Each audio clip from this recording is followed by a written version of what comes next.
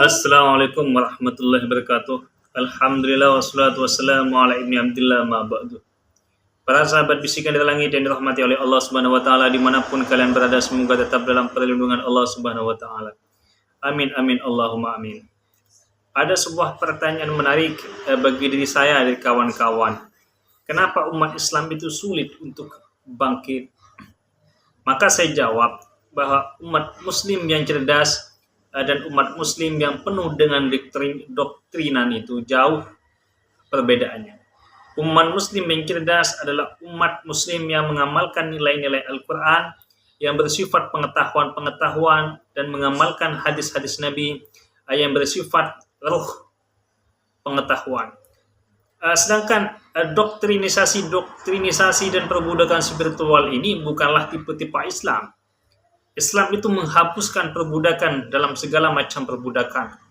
Kalau kita kaji di dalam kitab fikih misalkan, bagaimana Islam itu menghapus perbudakan, banyak fitiah-fitiah itu atau sanksi-sanksi itu untuk orang-orang yang melanggar di dalam Islam itu adalah pertama kali adalah itqu raqabatin, memerdekakan budak.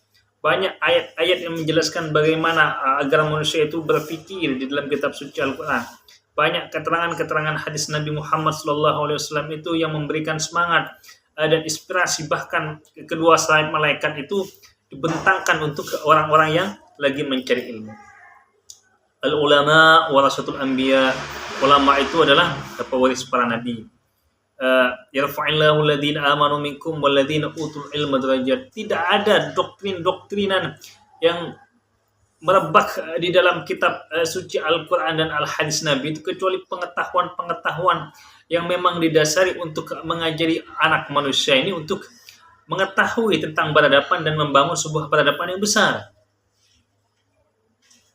Jika umat Islam misalkan pada hari ini hanya sibuk dengan perbudakan-perbudakan spiritual yang dibawa oleh suatu klan atau suatu golongan yang hanya mementingkan dirinya sendiri atau mementingkan kelompoknya dan ingin menjadikan kelompok yang lain atau kelompok yang lain menjadikan budak, maka itu tidak mewakili dari nilai-nilai ajaran Islam dan tidak mewakili dari umat Islam, itu hanya mewakili dari nafsu mereka pribadi saja.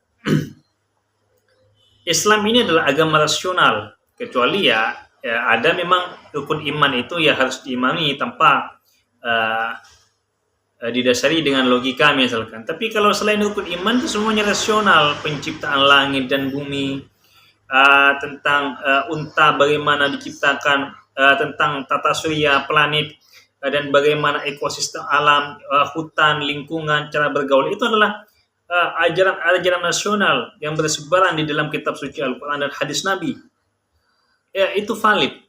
Doktrin-doktrin di dalam umat muslim ini hanyalah menjadikan agama Islam dan umat Islam ini adalah mahjubun, terbelenggu atau ditutupi. Kita diajak berpikir cerdas oleh Tuhan, kita diajak untuk mentelaah tentang banyak hal oleh Tuhan. Karena agar umat Islam ini mampu membangun peradaban yang luar biasa, yang mampu membangun peradaban yang gilang gemilang. Karena manusia ini kan adalah hayawanun natik, manusia yang mampu berpikir, berbeda dengan hewan. Tidak ada manusia, tidak ada makhluk di muka bumi ini, bahkan di alam semesta ini, yang kecerdasannya melebihi dari umat manusia.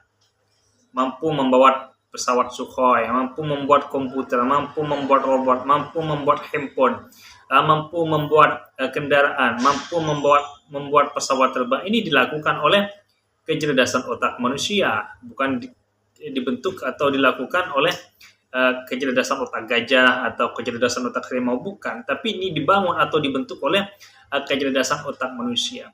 Sehingga suatu bangsa atau suatu agama, lebih-lebih agama Islam, jika ingin betul-betul menjadikan suatu umat yang maju atau berpikiran logik, maka dia harus mampu menghindari dari doktrin-doktrin yang tidak pantas untuk kita pahami dan tidak pantas untuk kita amalkan. Lebih baik kita mengedepankan pikiran-pikiran kita, membangun peradaban dengan pengetahuan-pengetahuan yang telah diajarkan oleh kitab suci Al-Quran, sehingga mampu peradaban-peradaban ini dibangun dan ditopang dan dimulai oleh umat Islam.